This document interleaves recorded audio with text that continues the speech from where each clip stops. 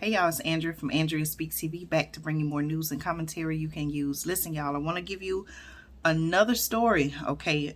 There has been another train derailment, okay, in Ohio. Listen to this, y'all. A Norfolk Southern train derailed this past Saturday evening in Springfield, Ohio, sending 28 cars sliding diagonally across the tracks, but injuring no one, according to several state and local agencies. Now, it seems like stories like this are starting to happen more often. You all know I brought you coverage of the Ohio train derailment that happened in East Palestine, Ohio, in the earlier part of February. It's been about a month. It's been a little over a month now, right? Or about a month now, and yet it has happened again. Okay, let me give you some more information. The crash, the article says, marks the rail line's second major derailment in just over a month and comes amid lingering questions about environmental and public health in nearby East Palestine, okay, where a train carrying toxic chemicals derailed on February 3rd. Okay, that's the train derailment story that I brought you all coverage on. Okay, very it's just it's terrible what happened there, what the residents are going through. From my understanding, from my research, it seemed like state and local officials, local, federal officials were it seems like, slow to bring about help and aid to the people in East Palestine. So the fact that the fact that there has been another train derailment that has happened in the state of Ohio. Hold on just a minute, y'all. Okay, thank you all for your patience. Listen, the fact that something like this has happened again, another train derailment in the state of Ohio, it brought back a sense of fear for many, many people, if you could imagine that. Listen to this, y'all. So again, okay, there are still questions lingering questions, the article says, about environmental and public health in nearby East Palestine, okay, where a train carrying toxic chemicals derailed on February 3rd. Officials did stress, the article says, that the 212-car train that derailed this past weekend was not carrying toxic materials and does not pose a threat to the community, okay? Both the Clark County Emergency Management Agency and the Ohio Environmental Protection Agency examined the site and deemed it safe. There is no, okay, and they put this in all capital letters, there is no risk to the public, said Norfolk Southern spokesperson Connor Spielmaker on Twitter. This person was also quoted as saying, "We're looking at clean air, this was a quote from the Clark County Health Commissioner Charles Patterson in a Sunday press conference, who had this to say: "We're looking at clean air, clean soil, and clean water." Okay, so they're trying to reassure the people in this Springfield, Ohio area that, there's nothing to worry about, that everything is okay. Okay, what are your thoughts on this story? Now, before I keep reading, what I want you all to think back on is, remember when I did the videos? You can search on the channel. Maybe I'll even link it after or towards the end of this video. You'll see the links pop up on the screen, so stay tuned. Make sure you watch this video in its entirety. But remember, I was talking about the rail strike and the different reasons why. Now, I'm not, by no means by me mentioning this, am I trying to say that I feel like this was done on purpose. I'm just mentioning the different, even during the rail strike or the potential rail strike, what some of the demands were from the workers. Many of them were saying that, they're working long hours away from their families. If they're working long hours, quite naturally, I assume they would be tired, maybe even sleepy. And so, I'm not saying this is the reason, but could this possibly be why some of these train derailments are happening? I'm not saying it's intentional, but accidental, because of possibly things like lack of sleep, lack of qualified workers. I don't know. I'm not saying that, these are the reasons. I'm just asking questions. Could it possibly be? Listen to this, y'all. So they're trying to reassure the public, okay, especially after what happened with East Palestine, Ohio. And I quote, "There's no risk to the public." That's according to the Norfolk Southern spokesperson, okay?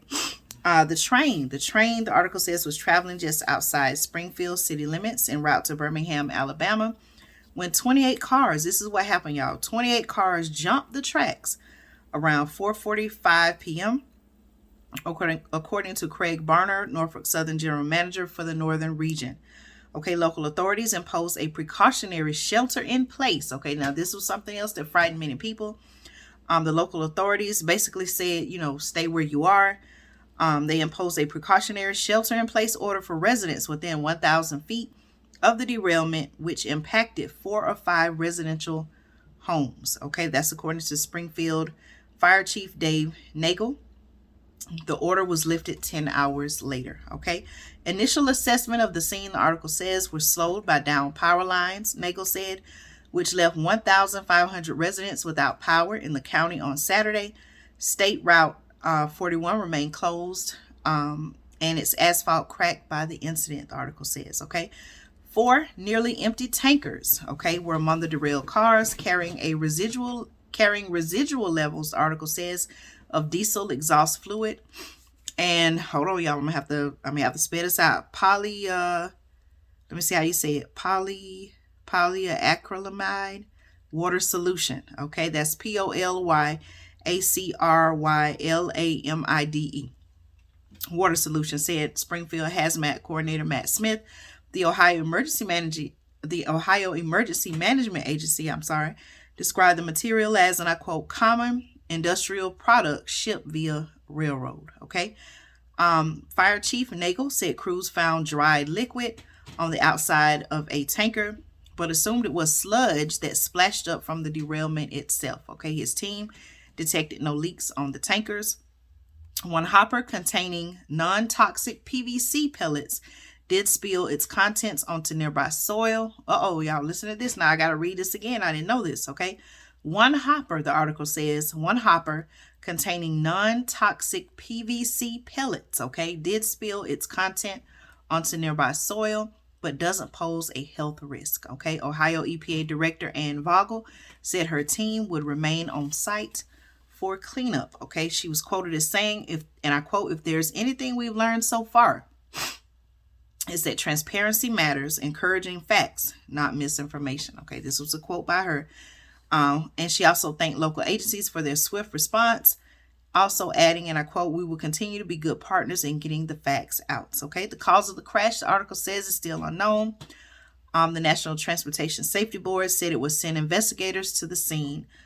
Of course, Norfolk Southern is still facing scrutiny for its role in the crash near East Palestine that spilled, what the article is saying, hundreds of thousands of pounds of toxic chemicals into a town with 4,700 residents. Quite a small town, okay? Some of the residents in East Palestine have since reported rashes, lingering foul smells, sparking calls for increased railroad safety and rail line accountability, okay? Or do you think these are things that need to happen? Or do you feel like they need to go back to the drawing board concerning the rail strike? What do you think needs to be done to potentially avoid situations like this from happening? Now, from my research, I did see where there are train derailments that happen. There are certain like average that happen every year. But I think some of the more recent ones are some of the ones where it may be, I don't want to say an exception, but it may be an extreme case where, okay, this is a very risky, potentially life-threatening situation. Okay, but from my research, there are train derailments that do happen every year. I don't want to say it's common.